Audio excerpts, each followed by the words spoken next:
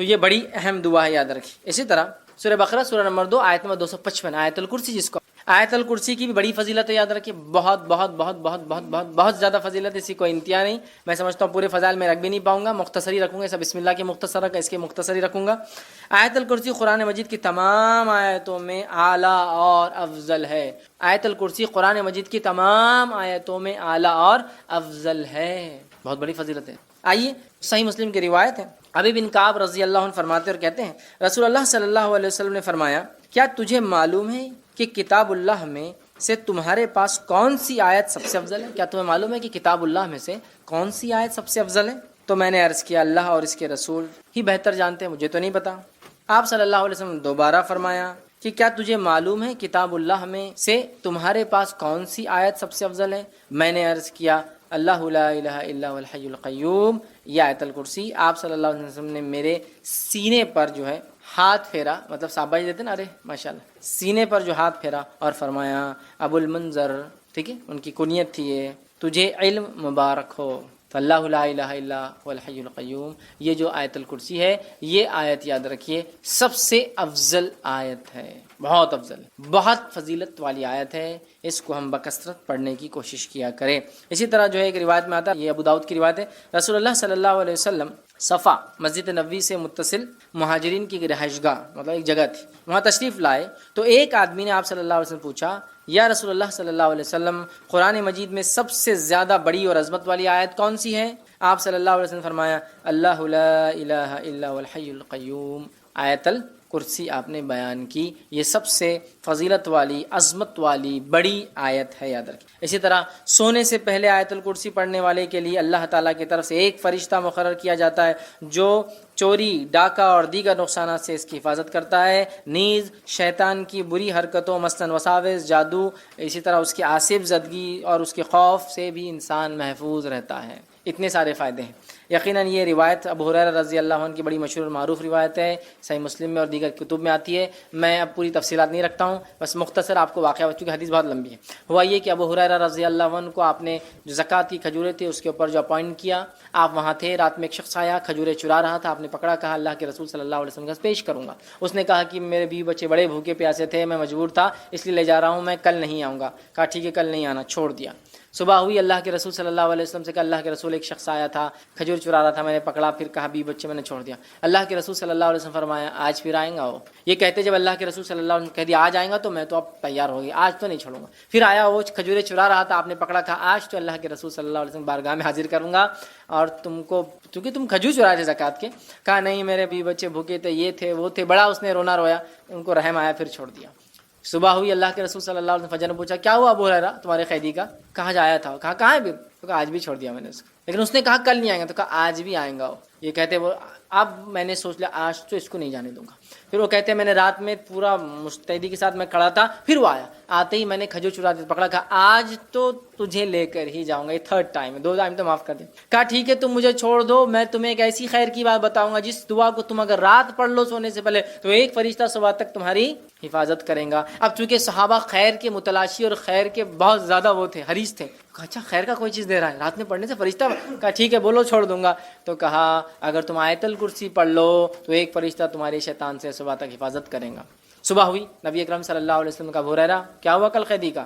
کہا پھر آیا تھا۔ کہا کہاں ہے پھر؟ تو کہا چھوڑ دیا۔ تو کہا کیا کہا؟ تو کہا اس لیے چھوڑ دیا کہ اس نے مجھے ایک دعا سکھائی، اور اس نے کہا آپ صلی اللہ علیہ وسلم فرمایا کیا دعا سکھائی؟ تو اس نے کہا جو شخص رات سوتے وقت آیت الکرسی پڑھ کر سوئیں گا تو ایک فرشتہ صبح تک اس کی فجر تک حفاظت کریں گا۔ ابو ہریرہ یہ بات اس نے سچ کہی، حالانکہ وہ اکثر جھوٹ ہی بولتا ہے۔ کیا تم جانتے ہو وہ کون تھا جو تمہارے پاس 3 دن سے قید میں آ رہا تھا، پکڑا جا رہا تھا؟ تو کہا اللہ اور اس کے رسول ہی بہتر جانتے ہیں۔ تو کہا وہ شیطان تھا۔ کون تھا؟ وہ شیطان تھا، ٹھیک ہے، لیکن اس نے یہ بات سچ کہی، ٹھیک ہے، یہ بات سچ کہی، تو یہاں بھی پتہ چلا۔ اسی طرح ہر فرض نماز کے بعد آیت الکرسی پڑھنا جنت میں جانے کا باعث ہے، پتہ چلا جن شیطان سے محفوظ رہتا ہے ایک فرشتہ حفاظت کرتا ہے۔ اسی طرح ایک فضیلت اور آتی ہے، ہر نماز کی بات پڑھنے سے کیا ہوتا ہے؟ جنت میں جانے کا باعث ہوتا ہے۔ حدیث کے الفاظ سنیے آپ کس طرح سے، اور یہ امام نسائی نے جو اپنی کتاب جو عمل الیوم واللیل کے اندر دن اور رات کے اعمال کے اندر نقل کیا، اور وہ فرماتے ابو امامہ رضی اللہ عنہ فرماتے اور کہتے ہیں کہ اللہ کے رسول صلی اللہ علیہ وسلم فرمایا جس نے ہر فرض نماز کے بعد آیت الکرسی پڑھی اس کے اور جنت کے داخل ہونے کے درمیان موت کے علاوہ کوئی رکاوٹ نہیں ہے۔ مر جائے تو سیدھا جنت میں جائیں گا. لیکن یہ آیت الکرسی پڑھنا ہے. آیت الکرسی کو سر پہ ہاتھ رکھ کے پڑھنا لفظ نہیں ہے. بہت سے لوگ آیت الکرسی پڑھتے ہیں لیکن ہاتھ رکھتے ہیں سر پر پیشانی، پھر ہاتھ کو زمین پہ رکھتے ہیں کبھی، یا ہاتھ کو یوں رکھتے ہیں، پتہ نہیں کیا اس کی وجہ ہے، اور پھر پڑھتے ہیں. یہ ثابت نہیں ہے، لیکن آیت الکرسی پڑھنا ثابت ہے، یاد رکھیے. ٹھیک ہے، یہ بڑی افضل، بڑی برکت، فضیلت، قدر اور منزلت والی آیت ہے، جس کو آیت الکرسی سورہ بقرہ سورہ نمبر 2 کی آیت نمبر 255 نمبر ہے اس کا. چلیے آگے بڑھتے ہیں. اسی طرح وہ آیت جس کی چیزیں تدابیر ہے حفاظت کے لیے. ٹھیک ہے، آئیے دوسرا پوائنٹ، دوسری چیز جو حفاظت کے لیے ہم دیکھیں گے کہ مصیبت آنے سے پہلے ہم کیا کریں یا نہ ہے اس کے لیے کیا کریں. وہ ہے حدیث اس طرح سے ہے جو کہ جامع ترمذی کی اور ابو داؤد میں روایت آتی ہے، اور عبداللہ بن جو ہے حبیب رضی اللہ عنہ اس حدیث کے راوی ہیں، فرماتے اور کہتے ہیں کہ میں نے اللہ کے رسول صلی اللہ علیہ وسلم سے عرض کیا کہ اللہ کے رسول صلی اللہ علیہ وسلم میں کیا پڑھوں اپنی حفاظت کے لیے، مطلب اپنی حفاظت کے لیے، مصیبتوں کو ٹالنے کے لیے، پریشانیوں سے بچنے کے لیے میں کیا پڑھوں میں. تو نبی اکرم صلی اللہ علیہ وسلم ان کو حل دے رہے ہیں، کیا پڑھنا ہے تم کو اپنی حفاظت کے لیے، مصیبت اور پریشانی سے بچنے کے لیے. اور اتنی چھوٹی چھوٹی دعائیں ہیں نا، سبحان اللہ. لیکن ہم یہ نہیں کرتے ہیں. اگر کوئی ڈاکٹر بولے آپ کو اللہ نہ کرے شوگر ہو گئی، بی پی ہو گیا، صبح ایک دوا لے لیجیے، شام ایک دوا لیجیے، چھوٹی سی ہے، کتنا پابندی سے بیٹھ کے، حالانکہ کڑوی ہے، مہنگی ہے، مشکل ہے، جان پر آتا نہیں، دل بولتا کھانا، برابر ٹائم لے رہے، اس لیے کہ پھر بی پی اور شوگر کنٹرول میں لانا ہے. لیکن اگر ہم وہی کہیں کہ مصیبت، آفتیں، بلائیں، پریشانیاں، مشکلوں کو دور کرنا ہے، تو کنٹرول کے لیے ایک اذکار ہے، نہ پیسہ جاتا ہے، نہ کوئی صرف منہ کھولنا ہے نا، لیکن وہ نہیں ہوتا ہم سے. آئیے تو انہوں نے کہا اللہ کے رسول صبح اور شام کے معاملے میں کیا پڑھوں، مطلب حفاظت کے لیے کیا پڑھوں. تو نبی اکرم صلی اللہ علیہ وسلم کو فرماتے اور کہتے ہیں ہر صبح اور شام 3 مرتبہ تم یہ پڑھو. کیا پڑھو؟ قل هو اللہ احد 3 بار، صبح اور شام. صبح اور شام، شام سمجھتے نا، رات نہیں، مغرب شام کا وقت ہے، اور صبح مطلب فجر کے بعد. تو اب کبھی بھی صبح اور شام یہ پڑھو. تم کیا پڑھو؟ 3 مرتبہ قل هو اللہ احد پڑھو. پھر فرمایا 3 مرتبہ قل اعوذ برب الفلق پڑھو. پھر فرمایا 3 مرتبہ قل اعوذ برب الناس پڑھو. سورہ قل مطلب تینوں سورے ایک ساتھ آتے ہیں قرآن میں، 112 نمبر کا سورہ، 113 نمبر کا سورہ، 114 نمبر کا سورہ. ان 3 صورتوں کو آپ صلی اللہ علیہ وسلم فرما رہے کریں، ان 3 صورتوں کو تم پڑھیں تو آپ کو ہر وقت پریشانی والی چیز سے اللہ تعالیٰ بچانے کے لیے کافی ہو جائے گا. وہ پوچھ رہے ہیں میں کیا کروں، مصیبت، پریشانی، آفت کوئی آ جائے تو آپ صلی اللہ علیہ وسلم سلوشن پیش کریں. سلوشن یہ ہے کہ صبح اور شام 3 مرتبہ سورہ اخلاص، سورہ فلق، سورہ ناس پڑھا کرو. یہ تمہارے لیے کافی ہو جائے گا، مصیبتوں کے لیے، پریشانیوں کے لیے، مشکلوں کے لیے کافی ہو جائے گا. اور اس کے تعلق سے یاد رکھیے ہم اتنی لاپرواہی برتتے ہیں، حالانکہ کتنے چھوٹے سورے ہیں، کتنے عام ہیں، تقریباً سب کو یاد ہوتے ہیں، لیکن یہ ہم سے نہیں ہوتا ہے، یہ نہیں ہوتا. ہاں کوئی مصیبت آ گئی اور کوئی کہے ایک ٹانگ پہ کھڑے رہ کر 11 بار سورہ یاسین پر برابر کر رہے ہیں. آدھی رات کو چھت پہ جا کر ایک ٹانگ پہ کھڑے رہ کے سورہ یاسین 11 بار پڑھو، حالانکہ 8 پہ 10 بار میں نیچے گر کے پڑھتے، دوسرا بار بھی ٹوٹ جاتا جو اچھا تھا. وہ سب کریں گے، دوسرے دن آ رہے پیر ٹوٹ، کیا بات ہے؟ تو کسی کو بول نہیں سکتے کہ ایک پیر پہ کھڑے ہو تو گرے دوسرا بھی ٹوٹ گیا. وہ نہیں، مطلب وہ برابر کریں گے. آنے کے بعد 21 دن تک جو ہے سورہ یاسین کو آپ یہ پڑھو، حالانکہ ثابت نہیں ہے. پورے قرآن کو الٹا پڑھنا شروع کرو، وہ بھی ہم کریں گے. کتنا سلوشن، کتنا آسان ہے. 1 سورہ، 2 سورے اور 3 سورے. کتنی آیتیں ہو رہی ہیں، کتنی چھوٹی چھوٹی آیتیں. قل هو اللہ احد ہو گئی ایک آیت، اللہ الصمد لم یلد ولم یولد ولم یکن له 4 آیت. چلو ماشاءاللہ ہو گئی 4 آیتوں کو 3 بار بول تو کتنے بار ہو رہا؟ 12 آیت ہے نا. یہ اتنے کم جملے ہیں کہ اس سے کئی گنا، کئی درجے زیادہ جملے میں اور آپ بولتے ہیں دن بھر میں، بات کرنے کی شکل میں، بیوی سے، بچوں سے، پڑوسیوں سے، باس سے، کسٹمر سے. صبح شام 3 مرتبہ پڑھنا ہے، اور 3 مرتبہ پڑھ کے فنش، آپ نے اپنے آپ کو محفوظ کر لیا. صحابی کیا فرما رہے کہ میں کیا کروں حفاظت کے لیے؟ آپ صلی اللہ علیہ وسلم کیا سلوشن دے رہے؟ تم یہ 3 چیزیں صبح اور شام پڑھ لو. مطلب 3 بار 3 سوروں کو صبح اور شام پڑھنا ہے. تو گویا 3 بار 3 سورے دن میں ہو تو 9 اور شام میں 9، اتنے سورے پڑھنا ہے. اور اس کے بعد یہ ہوں گا، آپ صلی اللہ علیہ وسلم فرماتے ہیں کہ 3 مرتبہ پڑھو اور پڑھیں تو آپ کو ہر آفت و پریشانی والی چیز سے بچانے کے لیے یہ کافی ہے. اور نبی اکرم صلی اللہ علیہ وسلم کی حدیث بھی صورت کے تعلق سے، سورہ فلق اور سورہ ناس کے تعلق سے آپ نے فرمایا ان 2 صورتوں سے بہتر پناہ مانگنے والی کوئی صورت نہیں. ان 2 صورتوں سے، ان 2 صورتوں میں آپ صلی اللہ علیہ وسلم بیمار ہوئے، خود پڑھتے تھے سورہ فلق سورہ ناس. بخار آیا جو آپ کا آخر مرض تھا، خود نہ پڑھ سکے تو کیا کہا اپنی زوجہ محترمہ سے، عائشہ رضی اللہ عنہا سے، تم پڑھ کے دم کرو. نبی اکرم صلی اللہ علیہ وسلم پہلے کچھ دعائیں پڑھا کرتے تھے حسن اور حسین کو نظر نہ لگے، بولے نظر بد. جب سورہ فلق سورہ ناس آئی، صحابہ بولتے وہ آپ نے دعائیں چھوڑ کے سورہ فلق سورہ ناس پڑھ کے دم کرنا شروع کر دیا. تو بخار آیا، بیمار ہوئے تو آپ نے یہ پڑھا. بچوں کو نظر نہ لگے تو آپ نے یہ صورتیں پڑھی. آندھی اور طوفان آتی تب بھی آپ یہ 2 صورتیں پڑھتے ہیں. آندھی اور طوفان آگے سفر میں قل اعوذ برب الفلق اور قل اعوذ برب الناس آپ تلاوت کرتے آندھی اور طوفان سے. جادو ہوا تو جادو کا علاج اسی سے کیا گیا، سورہ فلق اور سورہ ناس. کتنی عظیم صورتیں ہیں، کتنی اہم صورتیں ہیں، لیکن معوذتین انہیں کہا جاتا ہے. لیکن ان صورتوں کے تعلق سے ہمارا رویہ کیا ہے مجھے زیادہ بتانے کی ضرورت نہیں ہے. ہمارا معاملہ دین کے معاملے میں کیسا ہے؟ سب کچھ دنیاوی کرنے کے بعد پھر دیکھیں گے اسلامک سلوشن کیا ہے. اصول کیا ہونا چاہیے؟ سب کچھ دینی کرنے کے بعد ہم سوچیں گے پھر دنیا کے اعتبار سے کیا کرنا چاہیے. اسلام نے کیا سلوشن کیا پہلے وہ چیک کر لیتے ہیں، پھر سلوشن دیکھیں گے دنیا میں کیا ہے. ہمارا معاملہ کیا ہے؟ سب کچھ دنیا میں. کسی کو بخار آیا بچے کو تو پہلے کیا کرتے ہیں؟ بخار آتی بھاگ کے تھرمامیٹر لاتے ہیں، جبکہ کیا کرنا چاہیے تھا؟ سورہ فلق سے ناز پڑھ کے دم کرنا چاہیے. اچھا مار لگے تو ہم سب سے پہلے کیا کرتے ہیں؟ یا تو زخم ہوا تو بینڈیڈ لگانے کے لیے بھاگ رہے ہیں، یا پھر کوئی اسپرے مارنے کے لیے تاکہ وہ درد وہ تکلیف دور ہو جائے، یہ کر رہے نا. جبکہ حدیث میں کیا آتا ہے؟ جب کسی کو مار لگے تکلیف ہو تو اس جگہ ہاتھ رکھ کے کیا پڑھے؟ وہ 3 بار بسم اللہ پڑھ لے، یہ اس کے لیے کافی. علاج بھی کرنا ہے لیکن پہلے بسم اللہ پڑھنا 3 بار، تو اس چیز میں کیا ہوں گی؟ رفاقت، ڈھیل، آسانی ہو جائے. ہم کیا کرتے ہیں؟ پہلے اللہ کا ذکر چھوڑ کے ارے باپ رے، ارے ماں گے بخار آ گیا اس کو، تو ہے نا، ارے باپ رے کتنا بخار آ گیا اس کو. اللہ کا ذکر چھوڑ کر ماں اور باپ کو یاد کر، جبکہ دونوں کچھ بھی کام نہیں آئیں گے مصیبت. انسان کبھی تو سامنے کھڑا ہوتا ہے لیکن کچھ نہیں کر پاتا اپنے بچوں کے لیے. کیا کر سکتا؟ نہیں کر سکتا، اس کے بس میں نہیں ہوتا. تو جو کر سکتا ہے وہ ذات کو چھوڑ کر جو نہیں کر سکتے ان کو یاد کرنے میں کوئی فائدہ نہیں آتا. سمجھ رہے ہیں بات؟ تو یہ عادی ہم بنا لیں. یہ دوسری چیز تھی. پہلے ہم نے رات کی حفاظت دیکھ لی، اب ہم نے کیا حفاظت دیکھی؟ صبح اور شام کی حفاظت دیکھ لی. صبح اور شام پڑھنے سے کیا ہوتا ہے؟ سارا دن مصیبت پریشانی سے آپ سیف گارڈ ہو. چلیے آگے بڑھتے ہیں. آ جائیں گے. کسی نے ایک سوال کیا کہ انکیوریبل ڈیزیزز کے لیے کیسے دعا مانگے اور صدقہ اور خیرات کیسے کرے. دیکھیں انکیوریبل ڈیزیزز کے لیے بھی دعا ویسے ہی مانگے جیسی دعائیں آپ ہر چیز کے لیے مانگتے ہیں. لیکن آپ کو لگتا ہے کہ آپ کی دعاؤں میں آپ شدت پیدا کرنا چاہتے ہیں، تکلیف بہت زیادہ ہے، تو آپ ان اوقات پہ زیادہ دعا مانگے جن اوقات میں دعائیں قبول ہوتی ہے، جس پہ میرا پورا ایک لیکچر ہے اور کچھ کلپس بھی موجود ہے دعائیں کب قبول ہوتی ہیں. جس میں ہم نے دیکھا بارش کے وقت دعا مانگنا چاہیے، اللہ کی رحمت برستی دعا قبول ہوتی ہے. رات کے تیسرے پہر مطلب سحر کے وقت دعائیں کرنا چاہیے، اللہ تعالیٰ دعائیں قبول کرتا ہے، چونکہ آسمانی دنیا پہ اللہ تعالیٰ آ جاتا ہے. ٹھیک ہے. جمعہ کے دن ایک گھڑی ہوتی ہے جو عصر سے مغرب کے بیچ آتی ہے، اس میں مانگی گئی دعا رد نہیں ہوتی. آتی کہ والدین کی دعا اپنے اولاد کے حق میں رد نہیں ہوتی ہے. دیکھا ہم نے مظلوم کی دعا اللہ تعالیٰ ڈائریکٹ قبول کرتا ہے، اس کے بیچ میں کوئی بیچ میں رکاوٹ نہیں ہوتی بلکہ عرش تک پہنچ جاتی ہے. یاد رکھیے. اور بھی اس طرح کی کئی باتیں ہم نے بہرحال اس لیکچر اس کلپ میں بھی ایک پورا لیکچر بھی ایک کلپ بھی ہے تو اس میں ہم نے دیکھی تھی. اور اس کے ساتھ ساتھ ایک اور لیکچر ہے میرا جس میں نے یہ رکھا کہ وہ لوگ جن کی دعائیں قبول نہیں ہوتی وہ بھی دیکھ لیا آپ. ایسا تو نہیں ہے وہ اعمال کرے جس کی وجہ سے ہماری دعائیں قبول نہیں ہوتی ہے، وہ دونوں کر لیا اور خاص مواقع پہ کرے. اور اس کے علاوہ جب بھی آپ کو موقع ملے جیسے وقتاً فوقتاً اللہ تعالیٰ سے دعا کرے. رات صدقات اور خیرات یاد رکھیے. تو صدقات اور خیرات کا معاملہ یہ ہے کہ حدیث میں آتا ہے کہ صدقہ اللہ کے غضب کو بجھا دیتا ہے. تو ظاہر سی بات ہے یہ ایڈوانس کرنا ہے. ہمارے پاس انڈیا وغیرہ پاکستان بر صغیر میں جب کوئی مصیبت آ کے چلی جاتی ہے تو صدقہ کرتے ہیں ہم لوگ. جیسا مثال کے طور پر گاڑی پیچھے سے آ رہی تھی اچانک تو اللہ نے بچا لیا اور میں بازو ہو گیا تو چلو اپنی جان بچ گئی، تب وہ ٹائر کے نیچے آ رہے تھے اب صدقہ کریں گے. تو میرا یہ بول رہا ہے کہ آپ سفر پہ نکلنے سے پہلے کچھ دے کر نکلے.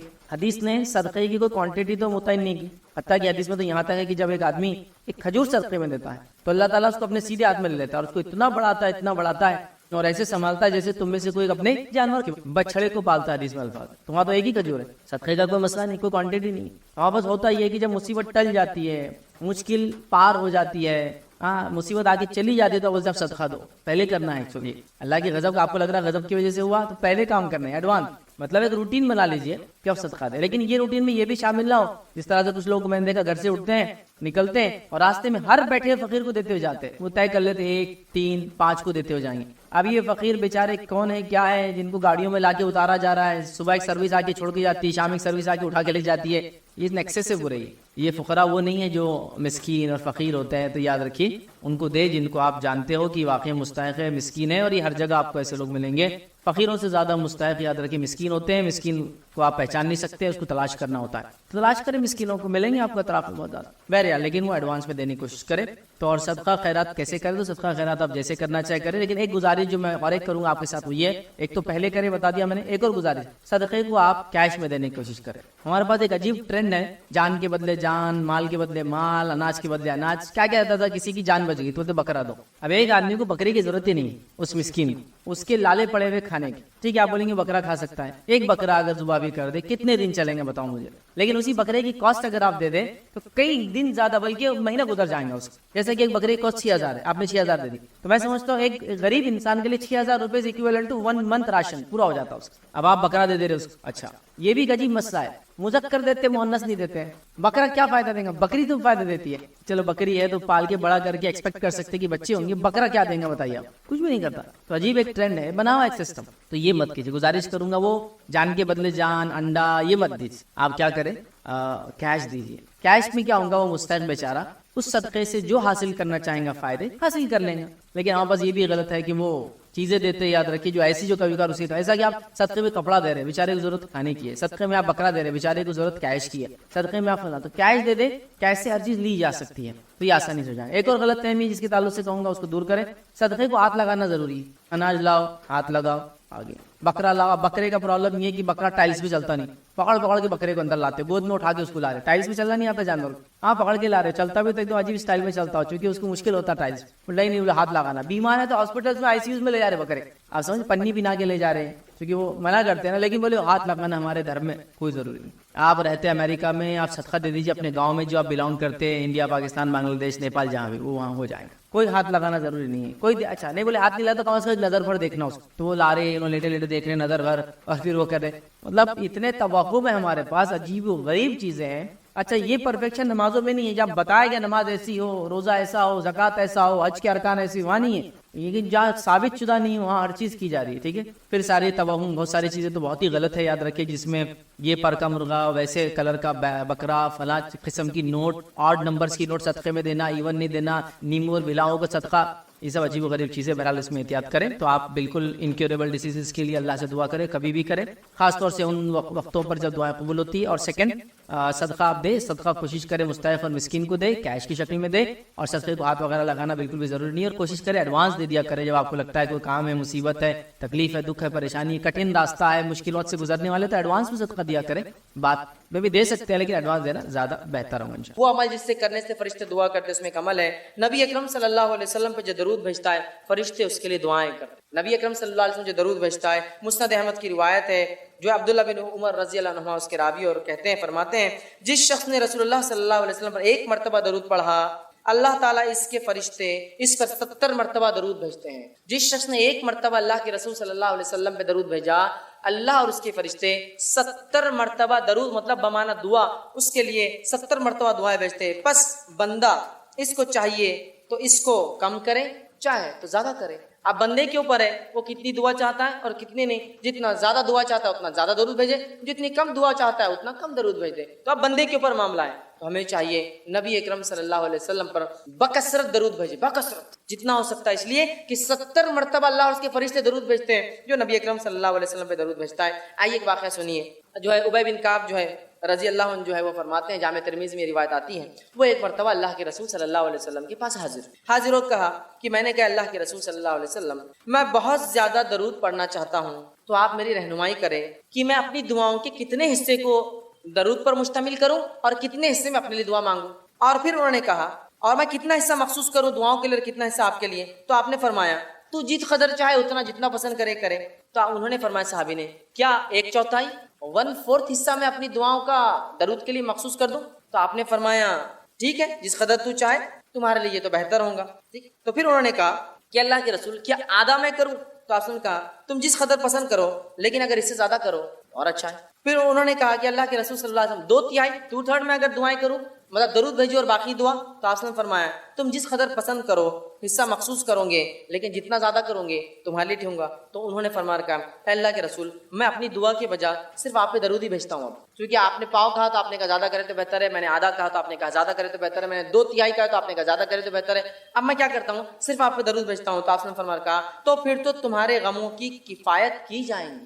اگر تم نے صرف میرے اوپر درود ہی بھیجا اور دعا اپنے لیے نہیں مانگی, تو پھر تو تمہارے غموں کی اللہ کفایت کر جائیں گا, جتنے غم اور پریشان کفایت کر جائیں گی, اور گناہوں کو معاف کر دیا جائیں گا. تو اس حدیث سے پتہ چلا نبی اکرم صلی اللہ علیہ وسلم درود بھیجنے سے غموں کی کفایت ہو جاتی ہے, ہر غم اللہ دور کر دیتا ہے, اور اللہ تعالیٰ جو ہے ہمیں ہمارے گناہوں کو معاف کرتا ہے. تو ہمیں چاہیے کثرت سے نبی اکرم صلی اللہ علیہ وسلم درود بھیجے. دنیا کا بھی فائدہ اور آخرت کا فائدہ, دعائیں قبول ہو رہی ہے, معافی بھی مل رہی ہے, فرشتے بھی دعا کرے, اللہ بھی درود بھیج رہا ہے. اور 70 مرتبہ, ایک بار بھیجو 70 مرتبہ اللہ اور اس کے فرشتوں کی دعائیں. اسی طرح جو ہے اللہ سبحانہ تعالیٰ سورہ کہف سورہ نمبر 18 آیت نمبر اس کی 7 میں فرماتا اور کہتا ہے, اِنَّ جَعَلْنَا مَا عَلَى الْأَرْضِ زِينَةً لَهَا لِيَبْلُوَهُمْ أَيُّهُمْ أَحْسَنُ عَمَلًا.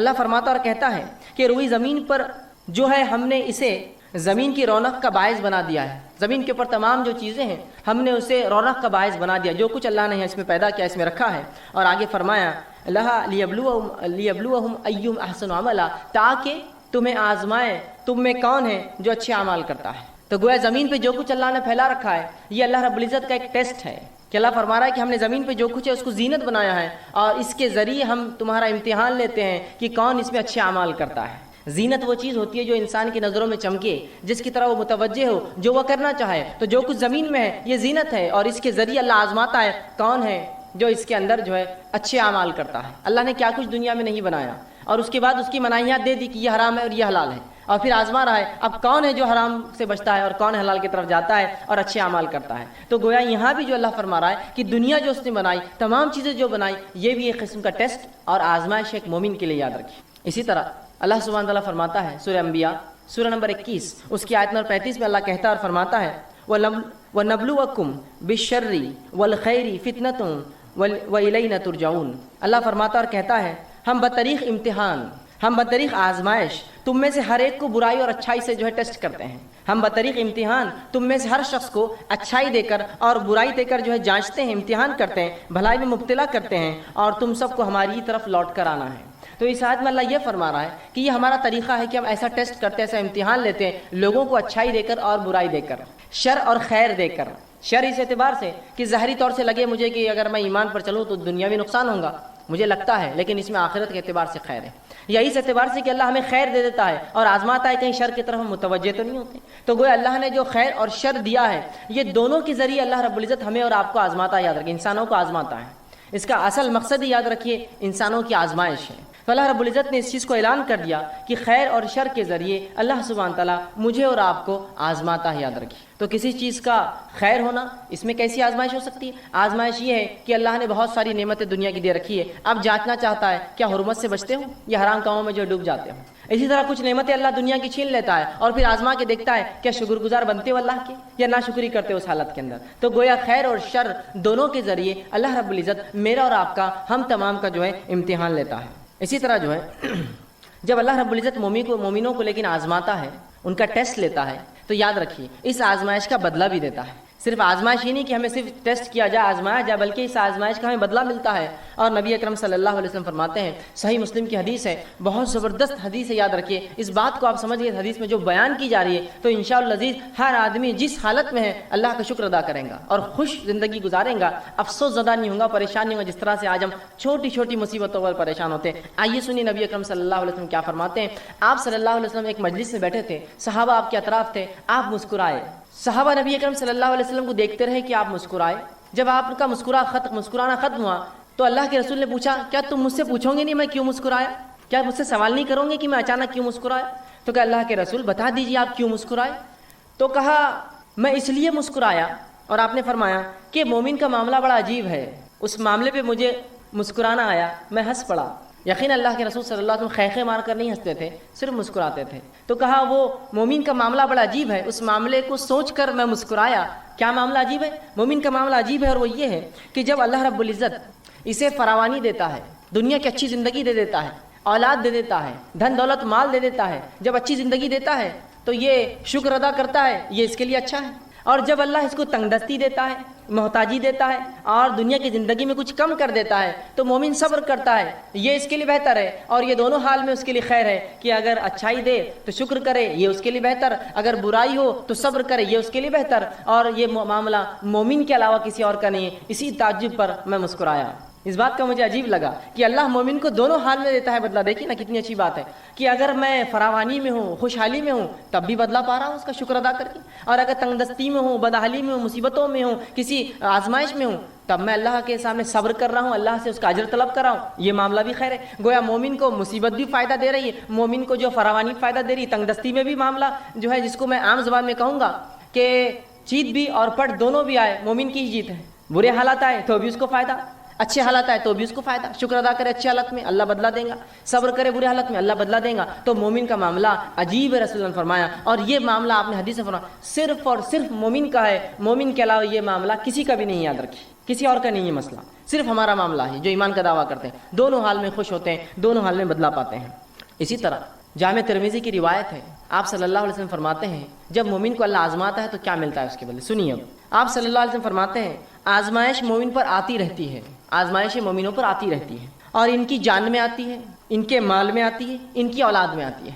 جان میں آنا, بیمار ہو گیا, معذور ہو گیا, جان پر بھی مسئلہ آ گیا. مال میں مصیبت آتی ہے, دھن دولت لٹ گیا, تجارت ڈوب گئی, آگ لگ گئی, فلاں مسئلہ ہو گیا, لٹ گیا, تجارت اچانک ٹھپ ہو گئی, کم ہو گئی, تو یہ مال میں کمی ہو گئی. یا اناج اگا نہیں, کھیتی باڑی خراب ہو گئی, یہ مال میں کمی ہے. اور کبھی اولاد سے آزماتے ہیں کہ اولاد دیتے ہیں, کبھی چھین لیتے ہیں, دیتے ہیں تو معذور دیتے ہیں, پیدا ہوتی ہے تو کبھی مر جاتی ہے, یا کسی کو دیتے ہی نہیں, اولاد میں آزمائش ہے.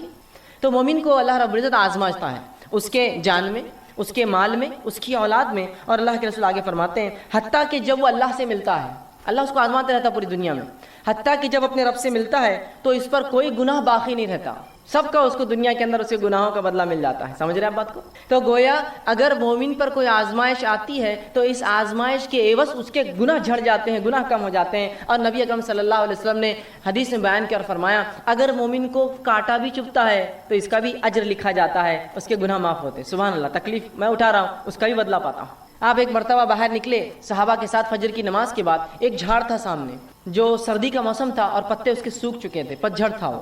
آپ آئے, صحابہ آپ کے ساتھ تھے, آپ نے اس جھاڑ کو پکڑ کر ہلایا.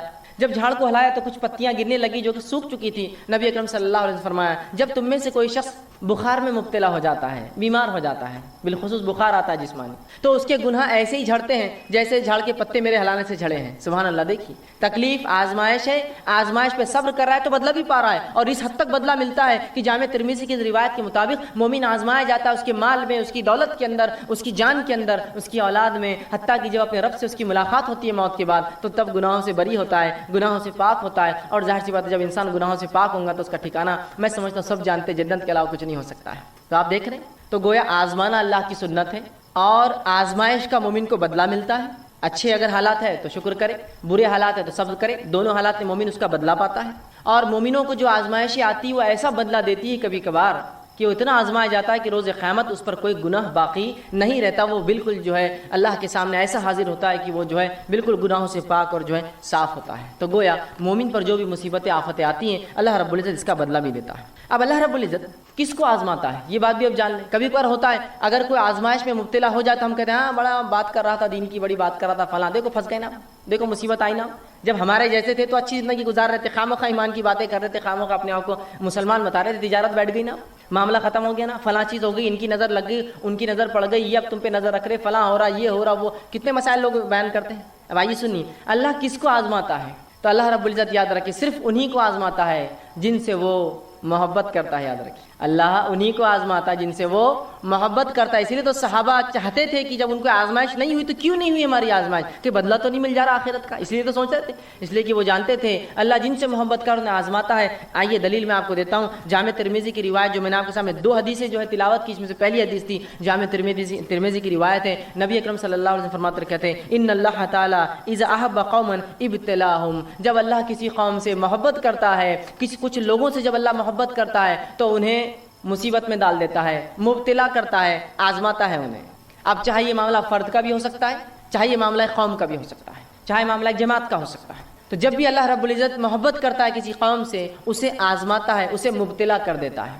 دوسری حدیث بخاری کی, صحیح بخاری کی, جس میں نبی اکرم صلی اللہ علیہ وسلم فرمایا, سنیے اس حدیث کے الفاظ کا ہے, من یرید اللہ بہ خیرا, جب اللہ کسی کے لیے بھلائی چاہتا ہے.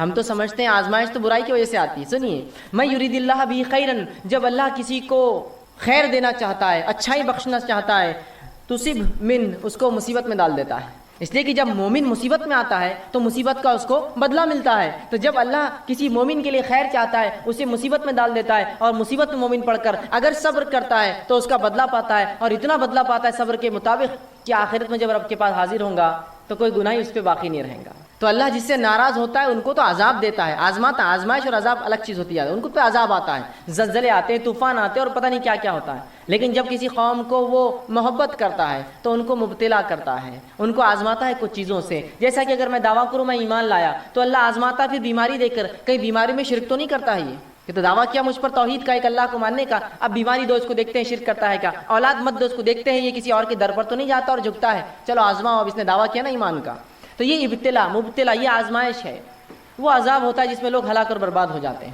تو یہاں اللہ کے رسول نے بیان کر دیا کہ نبی اکرم صلی اللہ علیہ وسلم نے بیان کر دیا کہ جن لوگوں کو اللہ محبت کرتا ہے انہی کو ابتلا کرتا ہے، انہی کو جو ہے مصیبت دیتا ہے۔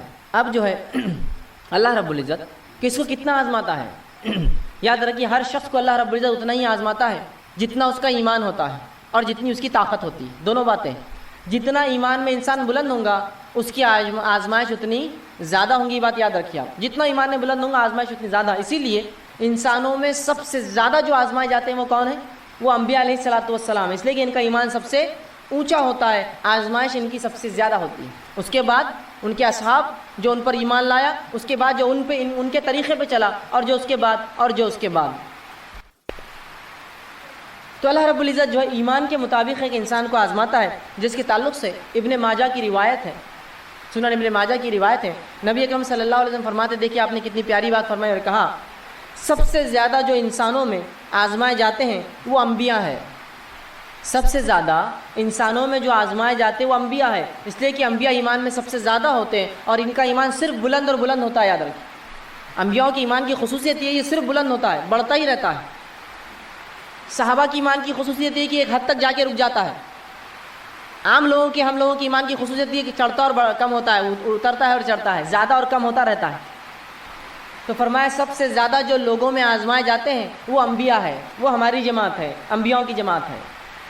اس کے بعد آپ صلی اللہ علیہ وسلم فرمایا اس کے بعد دوسرے لوگ جو آزمائے جاتے ہیں وہ ہے جو علماء حق ہوتے ہیں، جو انبیاءوں کے وارث ہوتے ہیں اور حق کی بات، نبیوں کی بات انسانوں تک پہنچاتے ہیں، یہ دوسرے لوگ ہیں جو سب سے زیادہ آزمائے جاتے ہیں، علماء حق۔ اور پھر آپ صلی اللہ علیہ وسلم نے آگے فرمایا اور کہا کہ ان میں سے کچھ لوگ، مطلب انبیاء اور علماء، اور پھر فرمایا پھر اس کے بعد صالحین، نیکوکار، جو صالح لوگ ہوتے ہیں، اچھے لوگ ہوتے ہیں، نیکوکار ہوتے ہیں، یہ تیسرے نمبر پہ آزمائے جاتے ہیں۔ تو پہلے نمبر پہ انبیاء، دوسرے نمبر پہ علماء حق، تیسرے پہ صالحین، اور فرمایا ان میں سے کچھ ایسے بھی تھے، انبیاء میں سے، علماء حق میں سے اور صالحین میں سے ایسے بھی تھے کہ اللہ نے اتنا کڑا آزمایا، ایسی بیماریوں میں ان کو ڈالا کہ ان کے جسم کے اندر ان بیماریوں کی وجہ سے کیڑے پڑ جاتے تھے۔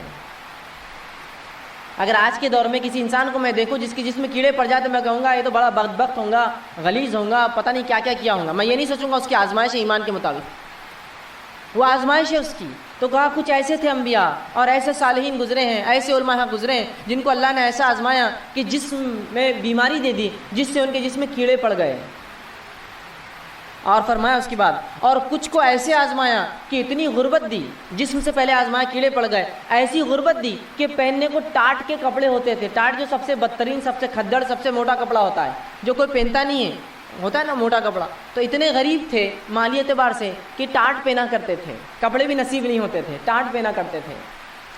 اور کچھ تو ایسے تھے، ان میں رسول اللہ صلی اللہ علیہ وسلم فرماتے ہیں کہ جو کچھ غریب اتنے کہ انہوں نے ٹاٹ کا کپڑا پہنتے تھے، لیکن وہ اس حالت میں انبیاء، علماء اور صالحین اس حالت میں اتنے خوش تھے جتنے تم اچھی حالت میں بھی خوش نہیں رہتے ہو۔ یہ انبیاء، صالحین، علماء ایسی حالت میں جب جسم میں وہ کیڑے پڑ گئے ہیں، پہننے غربت سے کپڑے تک نہیں ہیں، اتنے خوش تھے کہ تم مست حالت میں، اچھی حالت میں بھی جتنے خوش نہیں ہوتے ہو، یہ اس سے زیادہ خوش تھے یہ لوگ۔ تو پتہ چلا انبیاء علیہ الصلوۃ والسلام، علماء حق اور نیکوکاروں کا اللہ آزماتا ہے، اور یہ آزمائش میں ان کے لیے مزہ ہے، لطف ہے۔ اس لیے کہ رسول اللہ نے بیان کر دیا تم جتنے اچھی حالت میں خوش نہیں ہوتے ہو، یہ اس سے زیادہ اس حالت میں خوش تھے جب انہیں اللہ رب العزت نے آزمایا۔ تو آزمائش یاد رکھیے اللہ انہی کے ساتھ کرتا ہے جن سے محبت کرتا ہے۔ ہر آزمائش کے بدلے بدلہ انسان کو بدلہ ملتا ہے، اجر ملتا ہے، اور جتنا زیادہ ایمان اتنی زیادہ آزمائش اور اتنا زیادہ بدلہ بھی ملتا ہے۔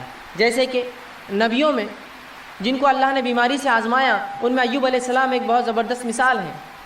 نبی اکرم صلی اللہ علیہ وسلم فرماتے ہیں ایوب علیہ السلام 18 سال بیمار رہے، اس حد تک بیمار ہوئے کہ جسم سڑ چکا تھا بیماری سے، اور تمام خاندان کے افراد بھاگ گئے تھے چھوڑ کر، سوائے بیوی کے اور 2 رشتہ داروں کے جو روزانہ یا کبھی کبھار آ کر ملا کرتے تھے، باقی سب بھاگ گئے تھے چھوڑ کر۔ جب 18 سال گزر گئے تھے، وہ جو 2 لوگ ملنے آیا کرتے تھے ان کو شک ہوا، اور دونوں نے ایک دوسرے سے کہا کہیں ایوب نے کوئی بہت بڑا گناہ تو نہیں کیا جو اللہ اتنا اس کو آزما رہا ہے کہ 18 سال سے اس کی بیماری کو شفا نہیں ملتی ہے، وہ بیمار ہے، غربت آ گئی، اس کی اولاد مر گئی، اس کا سب کچھ لٹ گیا اور اس کا جسم تک خراب ہو گیا اور سڑ گیا، تو کہیں ایوب نے کوئی گناہ تو نہیں کیا جو اللہ اس کو اتنا آزما رہا ہے، اتنا تکلیف دے رہا ہے؟ بہرحال وہ یہ بات کرتے ہوئے آ ہی رہے تھے۔ رسول اللہ فرماتے کہ ایوب علیہ السلام جو ہے بیت الخلاء کے لیے گئے، ان کی بیوی ان کے ساتھ تھی۔ جب وہ گئے تو اللہ نے 18 سال بعد ان کی بیماری سے شفا دے دی، شفایاب ہو گئے, نئی جسم دے دی اور جوان بنا دیا ان کو. جب وہ جوان ہو کر بیت الخلاء سے واپس آئے تو ان کی بیوی نے ان کو پہچانا نہیں پھر, تو ان سے پوچھا کہ کیا تم نے اللہ کے نبی ایوب جو بیمار ہے اس کو دیکھا ہے؟ اور دیکھنے دکھانے میں ایوب بالکل تمہارے جیسا دکھتا تھا جب جوان تھا, حالانکہ وہ خود ایوب علیہ السلام تھے. تو دیکھیے 18